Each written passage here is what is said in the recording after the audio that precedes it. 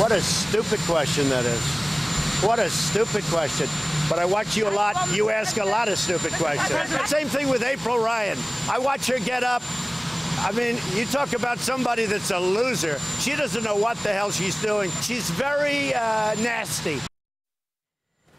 Sujet incontournable pour notre table des communications ce matin, cette relation explosive, houleuse entre le président américain Donald Trump et les journalistes, particulièrement de CNN cette semaine. Bon, bien que Donald Trump ait mentionné que les médias en général étaient les ennemis du peuple, il s'en est pris à cette journaliste après cette semaine avoir retiré l'accréditation à un journaliste chevronné de CNN à la Maison-Blanche, Jim Acosta. Il n'a pas aimé ces questions. Martine Saint-Victor et Louis Aucoin sont avec moi ce matin. Bonjour à vous deux. Bonjour. Comment vous avez vu cette dynamique cette semaine, Martine, tout d'abord?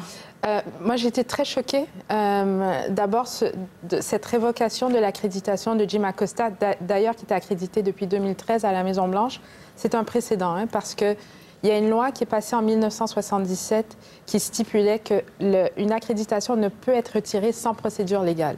Alors que la Maison-Blanche le fasse comme ça, c'est vraiment un précédent et c'est contre la loi. Donc, c'est assez choquant de voir que ça se passe ici. Louis Aucoin.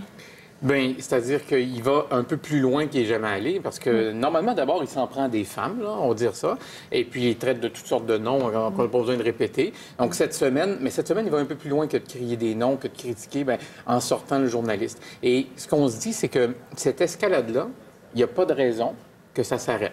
Il n'y a pas de façon. Donc là, on sort des gens de la Maison-Blanche, mais c'est peut-être des gens qui... pas seulement de la Maison-Blanche, hein, ça veut dire qu'il ne peut plus suivre le président dans ses déplacements. Donc, ça veut dire que bientôt, on va peut-être refuser.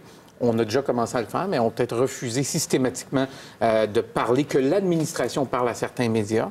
Et on va peut-être même aller encore plus loin parce que les médias ont besoin de soutien financier, évidemment, pour fonctionner. Alors, quand est-ce que le président va demander à des entreprises qui sont soutenues par l'État de ne plus annoncer dans certains médias?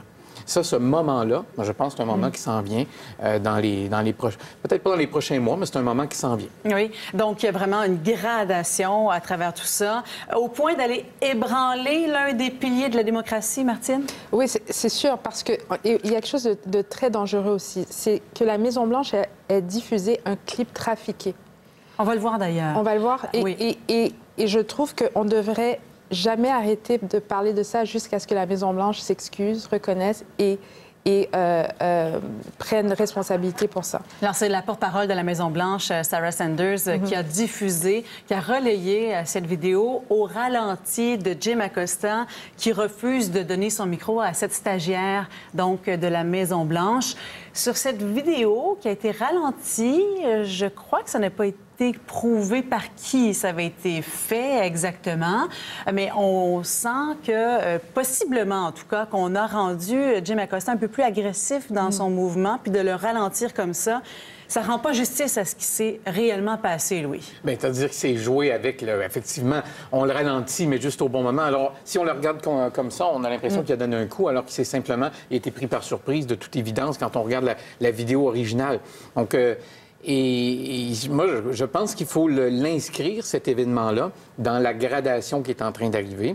Et il faut voir aussi un autre aspect de tout ça. C'est que les médias, ils sont pris dans une espèce d'étau. Parce que le président va chercher quand même une majorité d'appui dans la population. C'est quand même ces gens-là qui écoutent les médias. Donc, on ne peut pas simplement se liguer comme médias, comme certains l'ont suggéré cette semaine, se liguer contre le président, refuser d'assister à ses points de presse, etc. On ne peut pas. Donc, comment on va réagir du côté de la tribune parlementaire de la Maison-Blanche?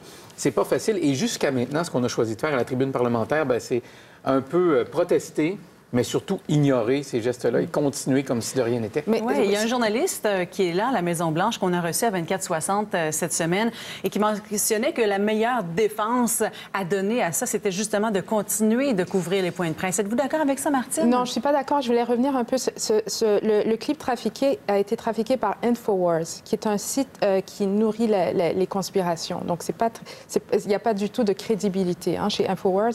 Moi, je pense que la meilleure façon de répondre à ça, ça serait de montrer plus de solidarité.